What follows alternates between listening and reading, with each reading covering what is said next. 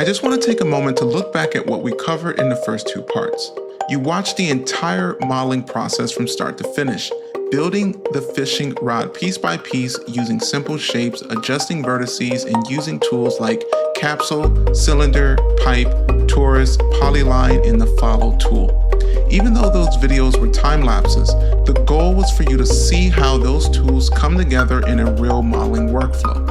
Then, in the second video, you saw how to unwrap the model and apply color using a simple palette. We combined the objects, isolated faces, unwrapped them in the UV editor, and placed everything onto a clean color swatch. It's a lightweight, beginner-friendly workflow that still gives you a lot of control. The point of these videos wasn't to teach every detail or every tool. It was to challenge you to follow along, experiment, and get comfortable with the basics of modeling in and UV work inside of UModelerX. If you tried building your own version, even if it looks totally different, that's really the win. If you want to dive deeper into any of the tools you saw here, make sure to check out the full documentation of videos we have on the website. Each tool has its own dedicated breakdown, so you can learn from them at your own pace and build up your skills step by step.